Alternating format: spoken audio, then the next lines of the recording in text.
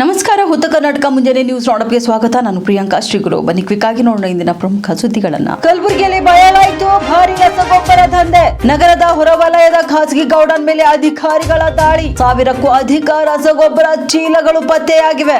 800ಕ್ಕೂ ಹೆಚ್ಚು ಹಳದಿ ಬಣ್ಣದ ಪ್ಯಾಕೆಟ್ಗಳು, ಬಿಳಿ ಪ್ಯಾಕೆಟ್ಗಳಿಗೆ ರಸಗೊಬ್ಬರ ತುಂಬಿ ಪ್ಯಾಕಿಂಗ್ ಮಾಡ್ತಿದ್ದಂತ ಶಂಕೆ ವ್ಯಕ್ತವಾಗಿದೆ. ಕೃಷಿ ಇಲಾಖೆ ಹಾಗೂ ಪೊಲೀಸ್ ಅಧಿಕಾರಿಗಳ ಜಂಟಿ ಕಾರ್ಯಾಚರಣೆ ನಡೆಸಲಾಗಿದೆ.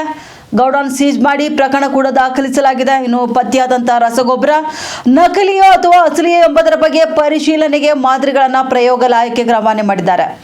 ಗೌಡನ್ನಲ್ಲಿದ್ದಂತಹ ರಸಗೊಬ್ಬರದ ಮಾದರಿಗಳನ್ನ ಇದೀಗ ಲ್ಯಾಬ್ಗೆ ಕಳಿಸಲಾಗಿದೆ. ವರದಿ ಬಂದ ಬಳಿಕವೇ ಅದು ನಕಲಿಯೋ ಅಥವಾ ಅಸಲಿಯೋ ಎಂಬುದು ಸ್ಪಷ್ಟವಾಗಲಿದೆ. ತನಿಖೆ ಕೂಡ ಮುಂದುವರೆದಿದೆ ಎಂದು ಜಿಲ್ಲಾಧಿಕಾರಿ ಇಕ್ರಮ್ ಶರೀಫ್ ಹೇಳಿಕೆಯೊಂದನ್ನು ನೀಡಿದ್ದಾರೆ.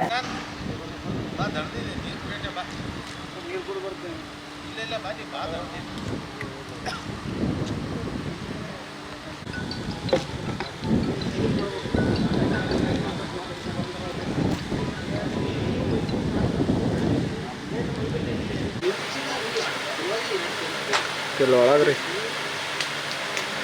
ಕೆಲಸ ನಡೆದೇನ್ರಿ ನೀವು? ಆಯ್ತು ಮಾಡ್ರಿ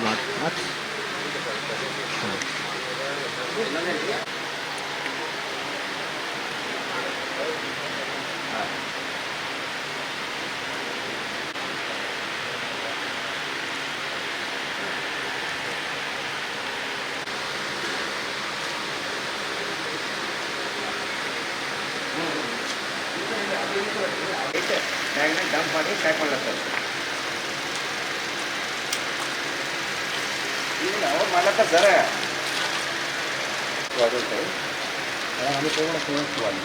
ಈಗ ಮತ್ತೆ ಬೇರೆಗಾದ್ರೆ ನಿಮ್ಮ ಲೊಕೇಶನ್ ಆಗ್ತದೆ ಸರ್, ಬೇರೆ ಕಳಿಸ್ತಾರೆ ಆಫೀಸರ್.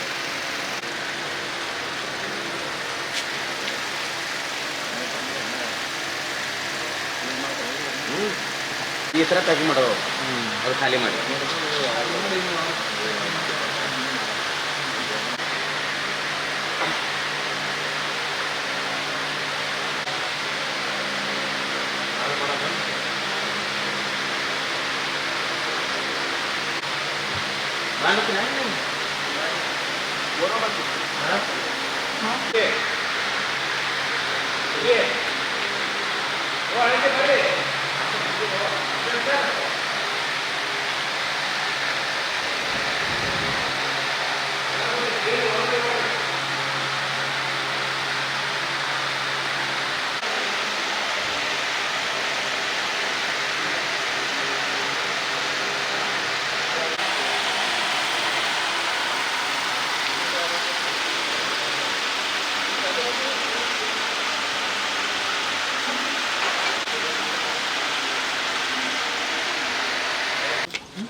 ಏನಂತ ಅಗ್ರಿಮೆಂಟ್ ಮಾಡಿಕೊಟ್ಟಾರ?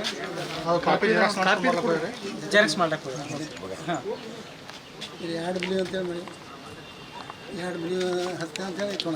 ಹಾಂ, 2 ಬಿಲಿ ಅಂತಾರೆ. 2 ಬಿಲಿ ಅಂದ್ರೆ ಏನಕ್ಕಂತ ದಾಲ್ ಮಿಲ್ ಅಂದ್ರೆ ಸರ್ ಅದು ಮೇನ್ ಒಂದು ಆಹಾರ ಪ್ರಾಡಕ್ಟ್ ಆಯ್ತು. ಶೇಖರಣೆ ದಾಸ್ತಾನು ಮಾಡೋಂಥ ಇದರಲ್ಲಿ ಗೊಬ್ಬರ ತಂದು ಹೇಳ್ತಾರೆ ಅಂದ್ರೆ ಟೋಟಲಿ ಫುಡ್ಗೆ ಪಾಯ್ಸನ್ ಮಾಡ್ತಾ ಇದ್ದಾರೆ ಅವರು. ಹಂಗೆ ಆಗೋದಿಲ್ಲ. ಅಗ್ರಿಮೆಂಟ್ ಮಾಡಿ ಕೊಡ್ಬೋದ್ರಿ? ಬರಲ್ಲ ರೀ, ಬರೋದಿಲ್ಲ. ಅದು ಇಲ್ಲಿಗಲ್ ಆದಂಗೆ. ಅದು ದಾಲ್ ಮಿಲ್ ಅಂದ್ರೆ ಇದು ದಾಲ್ ಮಿಲ್ ತರ ಯೂಸ್ ಮಾಡ್ಬೇಕು. ಅವರು ಕ್ಲೋಸ್ ಮಾಡ್ಬೋದು, ಯೂಸ್ ಆಗಿಲ್ಲ ಅಂದ್ರೆ. ಸರ್ಕಾರದಿಂದ ಏನಂತ ಪರ್ಮಿಷನ್ ತೊಗೊಂಡ್ರಿ? ಇದು ದಾಲ್ ಮಿಲ್ ಅಂತ ದಾಲ್ ಮಿಲ್ ಅಂದ್ರೆ ಈಗ ಒಂದು 3-4 ತಿಂಗಳು ಬಂದದ್ರಿ. ಹಾಂ, ಬಂದವಲ್ಲ. ನೀವು ಮತ್ತೆ ಈಗ ನೀವು ಇಲ್ಲೇ ಇರ್ತೀರಲ್ಲ, ನಿಮ್ಮ ಇಲ್ಲೇ ಇರ್ತೀರಿ. ಮತ್ತು ಇದು ಬರೋದು ಹೋಗೋದು ನಿಮ್ಗೆ ಕಂಡು ಬಂದಿರ್ಬೇಕಲ್ಲ ಏನು ಅಂತೇಳಿ. ಇದು ಏನು ಗೊಬ್ಬರ ಚೀಲ ಇದೆಯಾ? ಯಾಕಂದ್ರೆ ದಾಲ್ ಮಿಲ್ ರೈತರಿಗೆ ಸಂಬಂಧಪಟ್ಟಿದ್ದು. ತೊಗರಿ ರೈತರಿಗೆ ಬೆಳಿತಾರ, ಹೌದಾ? ಇದು ಸಂಬಂಧಪಟ್ಟಿದ್ದು ನಿಮಗೆ. ಇದು ಬರೋದು ಹೋಗೋದು ಎಷ್ಟು ದಿನ ಆಯ್ತು ಈ ಥರ ನಡೆಸ್ತಾ ಇದ್ದಾರೆ ಅವರು? ನಮ್ಮ ತೊಗೊಂಡಿದ್ದೆ 10ನೇ ತಾರೀಕು. ಇಲ್ಲ, 10 ಆಗಲಿ. ಇವತ್ತು ಆಲ್ರೆಡಿ 23 ತಾರೀಕು. ಇವತ್ತು 13 ದಿನದಲ್ಲಿ ಈ ಥರ ಎಷ್ಟು ಟ್ರಕ್ಗಳು ಬಂದಾವೆ ಹೋಗಿದ್ದಾವೆ? ಏನು ಇದೇ ಫಸ್ಟ್ ಹಿಂಗೆ ಬಂದಿದೆ? 4 ಹೋಗ್ಯಾವ. ನಾನು ನಿಗಾ ಮಾಡಿಲ್ಲ, 4 ಗಾಡಿ ಹೋಗ್ಯಾವ. ಹಾಂ, ಈಗ ಹಿಂಗೆ ಬರೋದು ಹಿಂಗೆ ಮೆಟೀರಿಯಲ್ ವೈರ್ ಮಾಡಿದಾರಾ? ಹಾಂ, ಬರೋದು ಈಗ ಇಳಿಸೋದ್ರಿ ಮತ್ತು ಹಂಗೆ ತುಂಬ್ಕೊಂಡು ಹೋಗೋದು ಹಿಂಗೆ ಮಾಡ್ಯಾರ. ನೀವು ನೋಡಿಲ್ಲ ಏನಂತ? ಇಲ್ಲಿ ಬಂದು ನೋಡಿಲ್ಲ ಏನು ಮಾಡತ್ತಾರ? ಅಗ್ರಿಮೆಂಟ್ ಕಾಪಿ ಬರ್ತಾರೆ ಸರ್. ಅದು ಇದು 2 ದಿನ ಆಯ್ತು ಸರ್. ಅವ್ರಿಗೆ ಇದು ಮಾಲ್ ತೊಗೊಂಡು 10 ತಾರೀಕಿಗೆ 2 ದಿನ ಅದ ನಾವು ಅಗ್ರಿಮೆಂಟ್ ಒಂದು ಇದೇ ತಿಂಗಳೇ ಮಾಡಿವಿ ಸರ್. ಮಾಡಿದ್ವಿ 10th ಆಗಸ್ಟ್. ಹಾಂ, ಹಲೋ ಅದು ಲಿಸ್ಟ್ ಅದು ರಿವ್ಯೂ ಮಾಡ್ತಾರೆ. Rent for the storage. ಇಲ್ಲ ನೀವು ದಾಲ್ಮಿಲ್ ಆ ಥರ ಗೊಬ್ಬರದವ್ರಿಗೆ ಸ್ಟಾಕ್ ಮಾಡ್ಲಿಕ್ಕೆ